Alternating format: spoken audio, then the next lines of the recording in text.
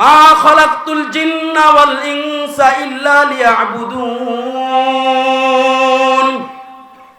আমি দুনিয়ার জমিনে তোমাদেরকে আমার ইবাদতের জন্য সৃষ্টি করেছি।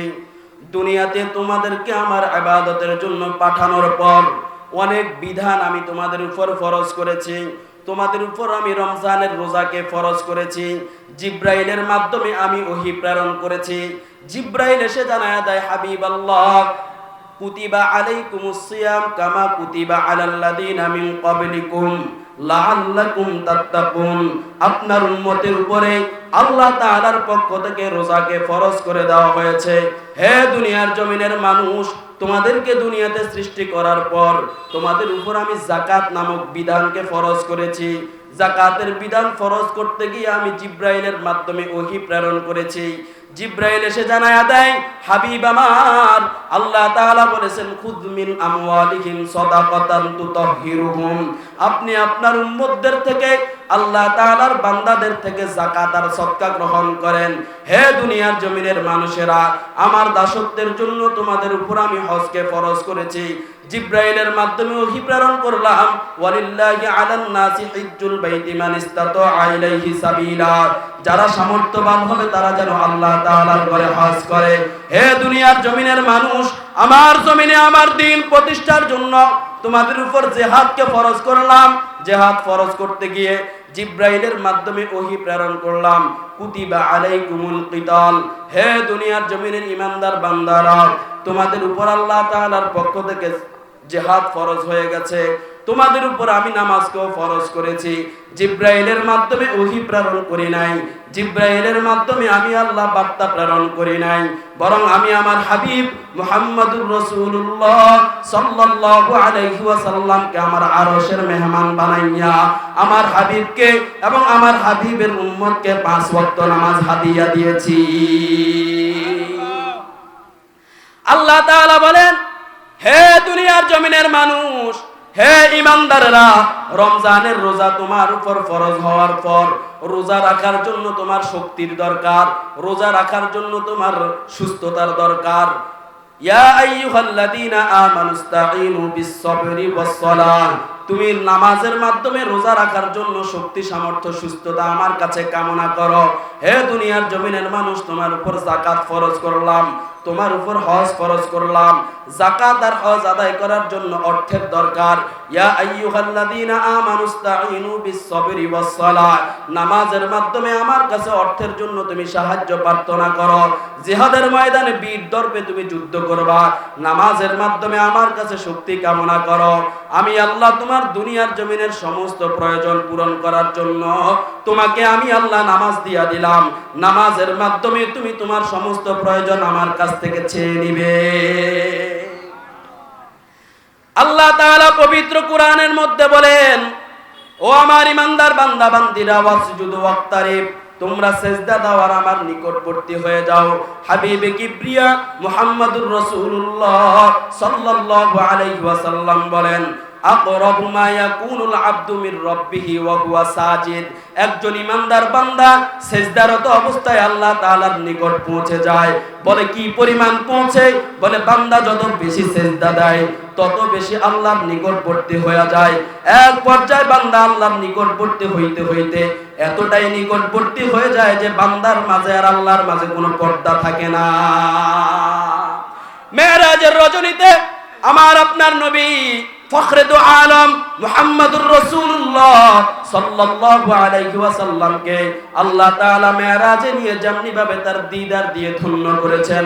আল্লাহ তাআলা বলেন, কোন ঈমানদার বান্দা যখন সিজদায় পড়ে যায়, সিজদায় পড়ে যাওয়ার পর সে আমার এত নিকটবর্তী হয়ে যায়, আমার বন্ধু যেমনি ভাবে মেরাজে আমার নিকটবর্তী হয়ে গেছে, আমার ঈমানদার বান্দা সিজদা দিয়ে ঠিক তেমনি ভাবে আমার নিকটবর্তী হয়ে যায়।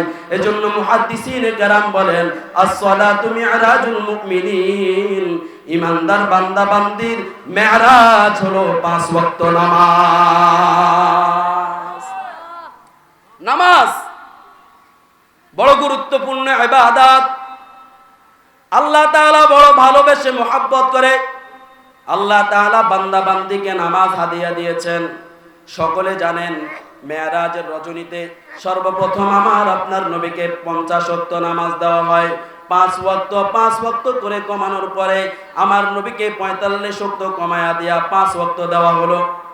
এবার মুসা আলাইহিস সালাতু ওয়াস সালাম বলে, মুহাম্মদ, আমি দুনিয়ার জমিনে বনি ইসরাইলকে চালাইয়া আসছি, আমি জানি মানুষ কত তেড়া হয়।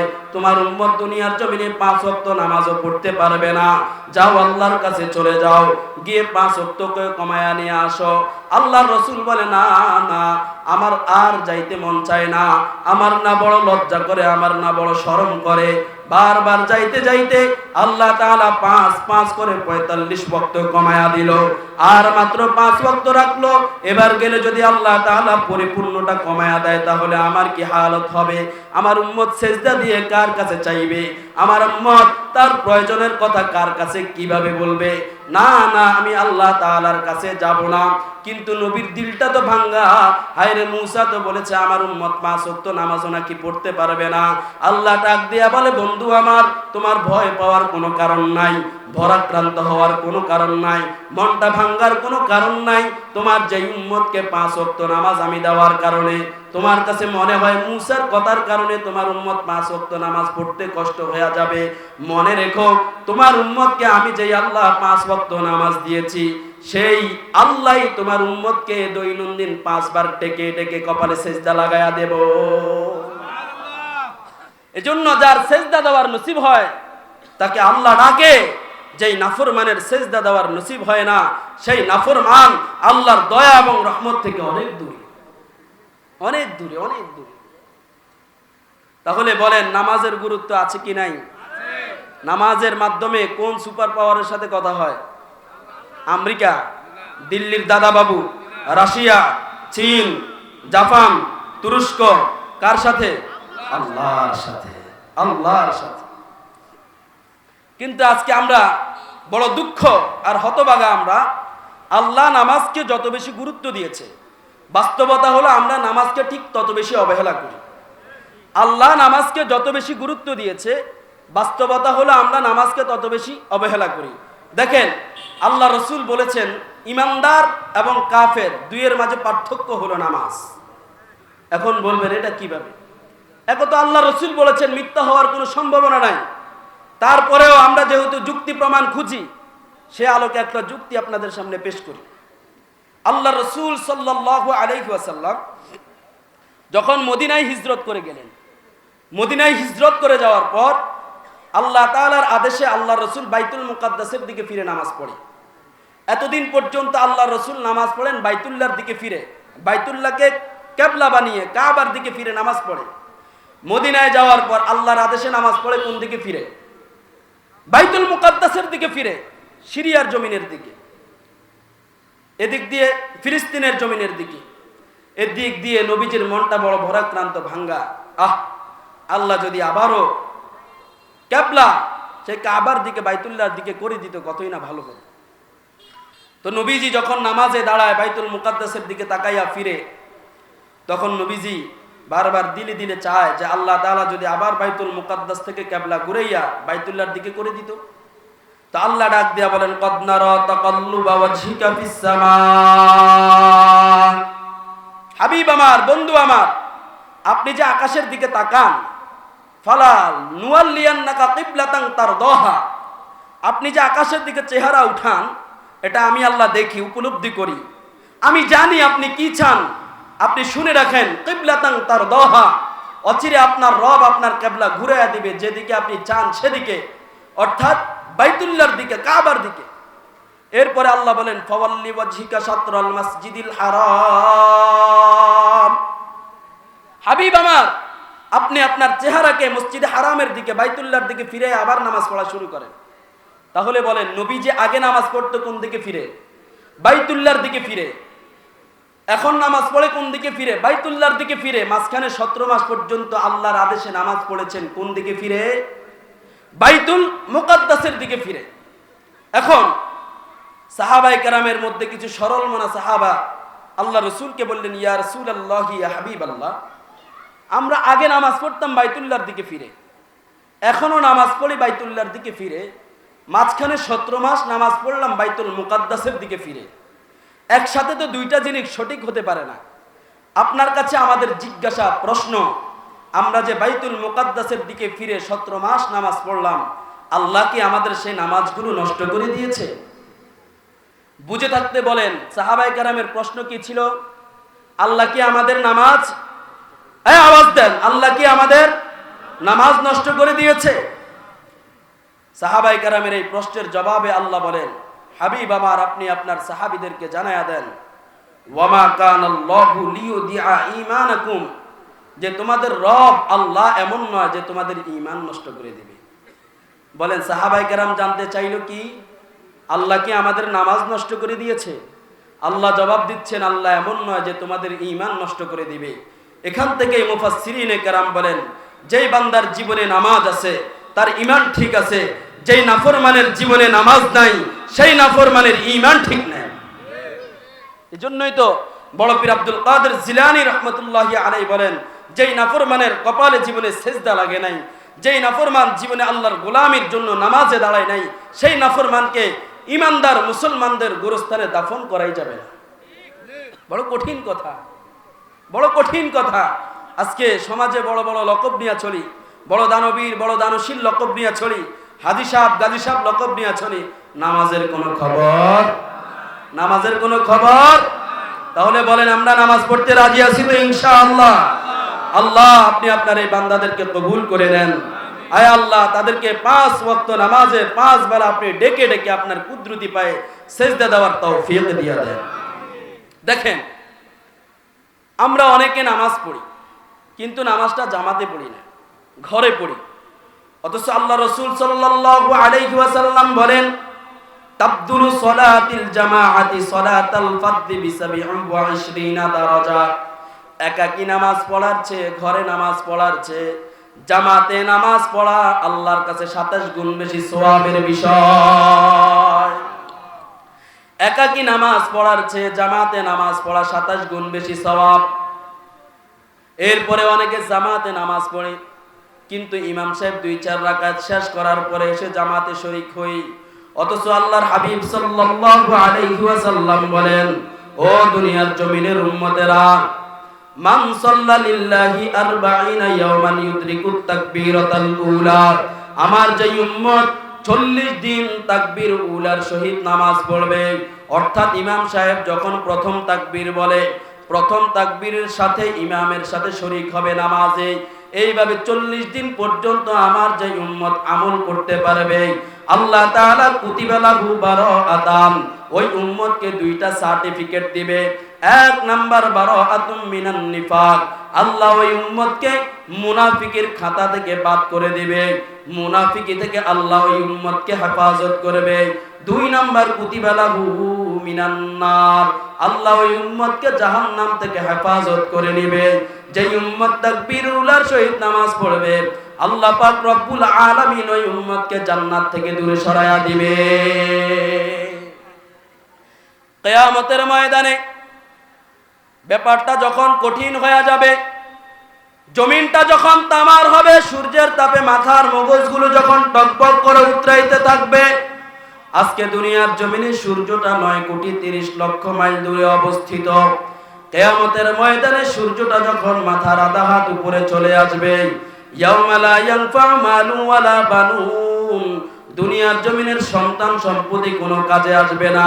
দুনিয়ার জমিনে টাকার জোরে কত মানুষ আমার পেছনে পেছনে ঘুরতো, কত মানুষ অমুক ভাই তমুক ভাই বলে আমার চারপাশে স্লোগান দিত। দুনিয়ার জমিনে আমার কয়েকটা সন্তান আমেরিকা, রাশিয়া, চীন কিংবা উন্নত কোনো রাষ্ট্রে সেটেল হওয়ার কারণে মানুষ আমাকে সম্মান করত, বিভিন্ন সভা সেমিনারে আমার জন্য বড় চেয়ার সাজায়া রাখতো। কিয়ামতের ময়দানে ইয়াউমা লা ইয়ানফা'ু মালুন ওয়ালা বানুন, দুনিয়ার জমিনের সেই সম্পদ আর সেই সন্তান কোনো কাজে আসবে না। দুনিয়ার জমিনের সন্তান অসুস্থ হলে বাবা পাগল হয়ে যায়, বাবা অসুস্থ হলে সন্তান পাগল হয়ে যায়, স্বামী স্ত্রী পরস্পরের মধ্যে কত প্রেম ভালোবাসা মহব্বত, কিন্তু আল্লাহ তাআলা বলেন কিয়ামতের ময়দানটা এত কঠিন হয়ে যাবে, কিয়ামতের ময়দানে সন্তান মা বাবার পরিচয় দিবে না, মা বাবা সন্তানের পরিচয় দিবে না, স্বামী স্ত্রী থেকে ভাগবে, স্ত্রী স্বামীর থেকে পালায়া যাবে। নেতা কর্মীর পরিচয় দিবে না, কর্মী নেতার পরিচয় দিবে না। পীর মুরিদ থেকে ভাগবে, মুরিদ পীরের থেকে ভেগে যাবে। কিয়ামতের ময়দানে কোনো ক্ষমতা কাজে আসবে না। দুনিয়ার জমিনে বিপদে পড়লে ক্ষমতাধর এমপি মন্ত্রী উপরস্থ কোনো মামা খালু যদি হ্যালো বলে তাহলে প্রশাসন ছেড়ে দেয়। কিয়ামতের ময়দানে, কিয়ামতের আদালতে কিবরিয়ার ধাক্কার মধ্যে যখন পড়ে যাব, হ্যালো বলার মতো কেউ থাকবে না। দুনিয়ার জমিনের ক্ষমতাধররা চিৎকার করে বলবে, হালাকা আন্নি সুলতানিয়া, আমার দুনিয়ার জমিনের রাজত্ব বুঝি আজকে ধ্বংস হয়ে গেল। আজকে বুঝি আমার কথা শোনার মতো কেউ নাই। দুনিয়ার জমিনের রাজত্ব সেদিন ধ্বংস হয়ে যাবে। সূর্যের তাপে মাথার মগজগুলো গলে গলে নাকের ছিদ্র দিয়ে, কানের ছিদ্র দিয়ে বেয়ে বেয়ে পড়া শুরু হয়ে যাবে। সেই কঠিন মুহূর্তে আল্লাহ পাক রব্বুল আলামিন আদালতে কিবরিয়ায় যখন বিচারালয় কায়েম করবেন, আল্লাহ পাক রব্বুল আলামিন বান্দার থেকে সর্বপ্রথম নামাজের হিসাব নেবে। নবীজি বলেন, আউয়ালু মা ইউহাসাবু বিহিল আবদু ইয়াউমাল কিয়ামাতিস সালাত। কিয়ামতের ময়দানে সর্বপ্রথম বান্দার থেকে নামাজের হিসাব নেওয়া হবে। ফাইন সালাহাত ফাকাদ আফলাহা ওয়া আনজাহা। যেই বান্দা নামাজের হিসাবটা সঠিকভাবে দিতে পারবে, সেই বান্দা সফল কাম হয়ে নাজাত প্রাপ্ত হয়ে জান্নাতে চলে যাবে। আর যেই বান্দা ওয়া ইন ফাসাদাত, নামাজের হিসাবে গড়মিল হয়ে যাবে, নামাজের হিসাব দিতে পারবে না, নবী বলেন ফাকাদ খাবা, সেই বান্দা নাকাম হয়ে যাবে, সেই বান্দা বিপদগ্রস্ত হয়ে যাবে, সেই বান্দা জাহান্নামের আসামি হয়ে যাবে। দুনিয়ার জমিনে কর্মচারী নামাজ পড়ার কারণে আমি মালিক হয়ে কর্মচারীকে কত টিটকারি করলাম। দুনিয়ার জমিনে সমাজের নিম্নবিত্ত মানুষগুলো নামাজে যাওয়ার কারণে আমি সমাজের উচ্চবিত্ত হয়ে চৌধুরী সাহেব, ভুঁইয়া সাহেব হয়ে দুনিয়ার জমিনের মানুষকে কত তিরস্কার করলাম, টিটপনি করলাম। কিয়ামতের ময়দানে খেলাটা চলে আসবে নামাজীদের পক্ষে। আল্লাহ তাআলার পক্ষ থেকে যখন জান্নাত জাহান্নামের ফয়সালা হয়ে যাবে, আল্লাহ তাআলা বলেন, দুনিয়ার জমিনে তোমার কাছে বাড়ি গাড়ি অট্টালিকা ছেলে সন্তান এগুলো তোমার কাছে সফলতা, ব্যবসা বাণিজ্য টাকা পয়সা তোমার কাছে সফলতা, বিলাসবহুল বাড়ি অটুট সম্পদের স্তূপ এগুলো আমার কাছে কোনো দাম নাই।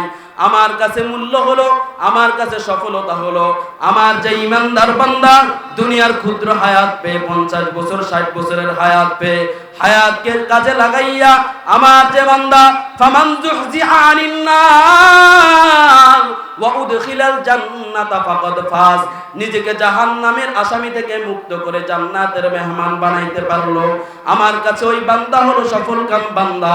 সুতরাং কিয়ামতের ময়দানে আদালতে কিবরিয়ায় আল্লাহ তাআলা বিচার করার পর জান্নাতীরা যখন জান্নাতে যাবে, জাহান্নামীরা যখন জাহান্নামে যাওয়ার ফয়সালা হয়ে যাবে, জাহান্নামীরা জাহান্নামের তাপ দেখে, জাহান্নামের আগুন দেখে, শাস্তি দেখে জান্নাতে তারা যাইতে চাইবে না। আল্লাহ তাআলা আযাবের ফেরেশতাকে ডাক দেয়া বলবে, খুযুহু ফাগুল্লু, ও ফেরেশতারা তোরা এখনো কেন নীরব হয়ে আছিস?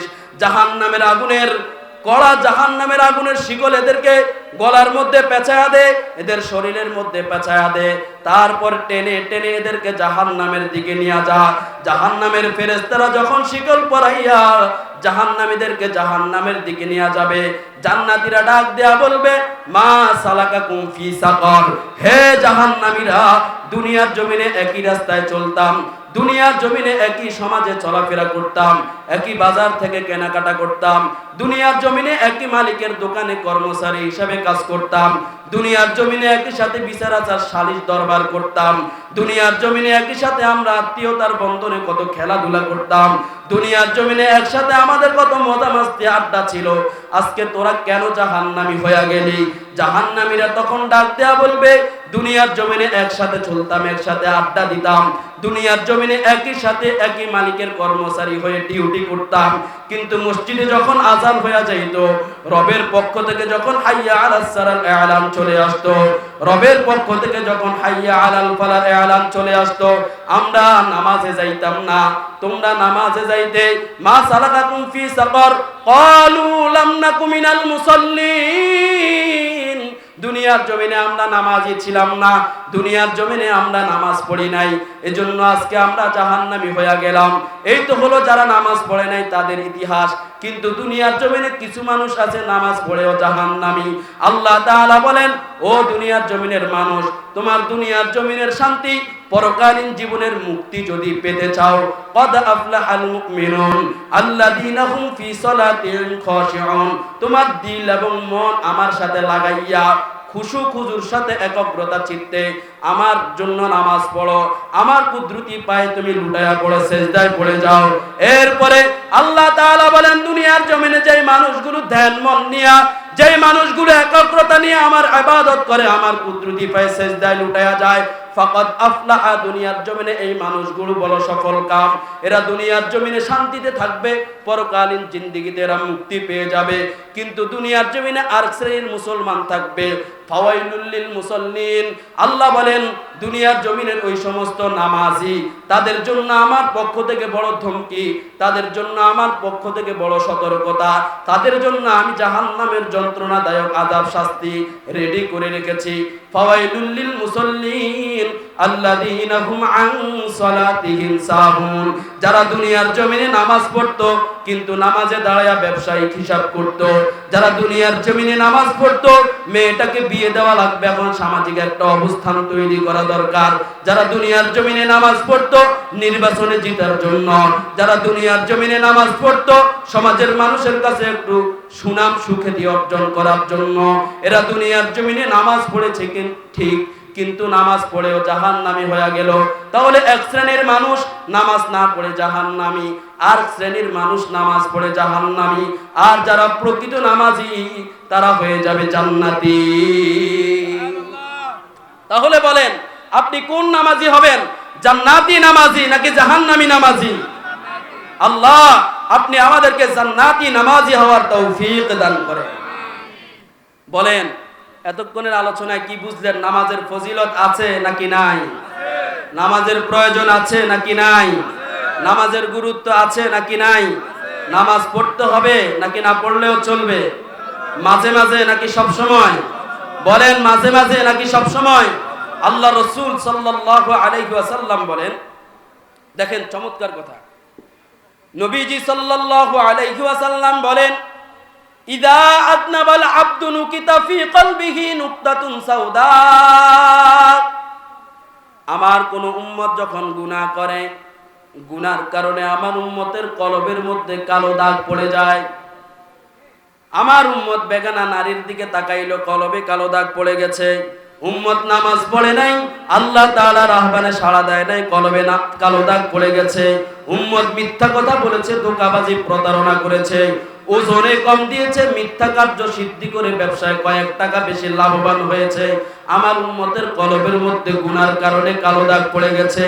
রাতের অন্ধকারে কম্বলের নিচে, বাগানের নিচে উলঙ্গ ছবি দেখেছে, দুনিয়ার জমিনের কেউ দেখে নাই, কিন্তু তার কলবের মধ্যে গুনার কারণে কালো দাগ পড়ে গেছে। দুনিয়ার জমিনে জামার মধ্যে ময়লা লাগলে, কাপড়ের মধ্যে ময়লা লাগলে, ময়লা দূর করার যেমনি ভাবে যন্ত্র আছে, হাতিয়ার আছে, দুনিয়ার জমিনে গুনাহ করার কারণে কলবের মধ্যে কালো দাগ লেগে গেলে সেই কালো দাগ দূর করার যন্ত্র আর হাতিয়ার আছে। কালো দাগ লাগলে, কালো দাগ পড়ে গেলে গুনার কারণে ইস্তিগফারের আমল জারি করে দাও।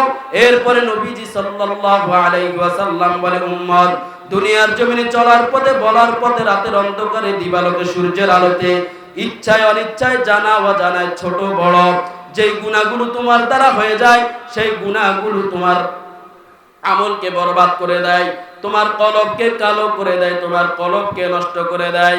কিন্তু তুমি যখন ফজরের নামাজের পরে জোহরের নামাজটা পড়বা, আল্লাহ পাক রব্বুল আলামিন ফজর জোহরের মাঝখানের গুনাহগুলোর কাফারা হিসেবে তোমার নামাজকে কবুল করে নেবে, অর্থাৎ মাঝখানের সমস্ত গুনাহ আল্লাহ তাআলা মাফ করে দিবে।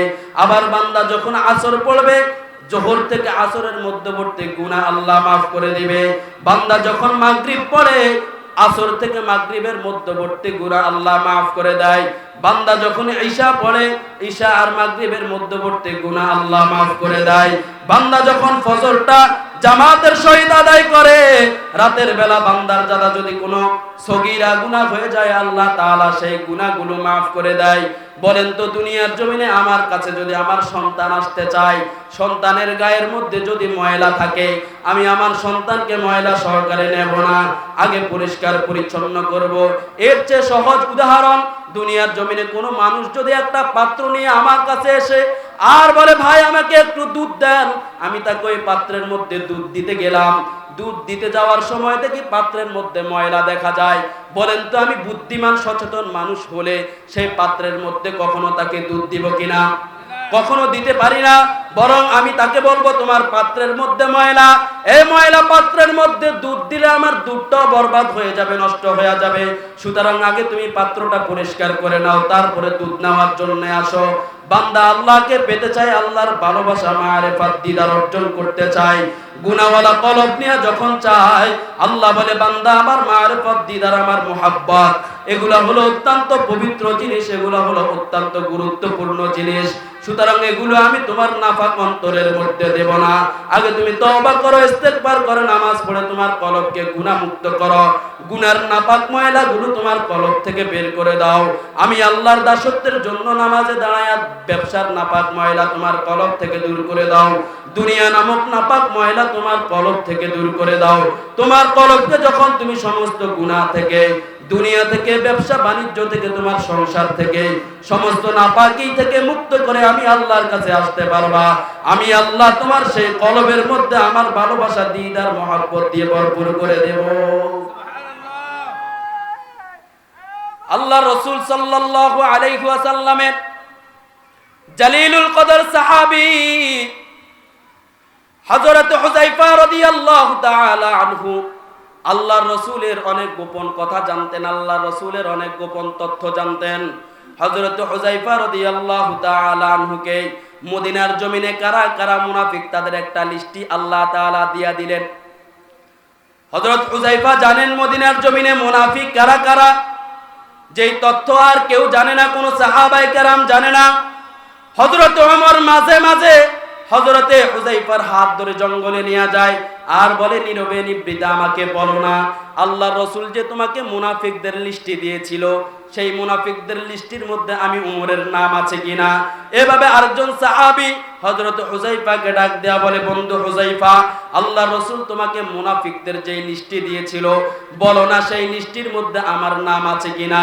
হুযায়ফা ডাক দেয়া বলে আমি আগে তোমাকে দুইটা প্রশ্ন করতে চাই, সেই দুইটা প্রশ্নের জবাব যদি তুমি দিতে পারো তাহলে আমি জবাব দিব তুমি মুনাফিকের লিস্টের মধ্যে আছো কিনা।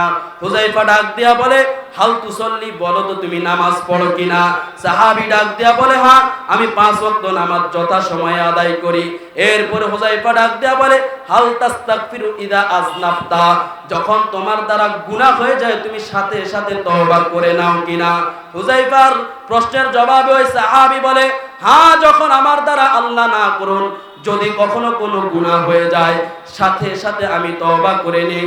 হযরত হুযায়ফা বলে এই দুই গুণ যার মধ্যে আছে, যেই ব্যক্তি 5 ওয়াক্ত নামাজ সময় মতো আদায় করে, গুনাহ হয়ে গেলে সাথে সাথে তওবা করে নেয়, ওই ব্যক্তি কখনো মুনাফিকদের কাতারে থাকতে পারে না।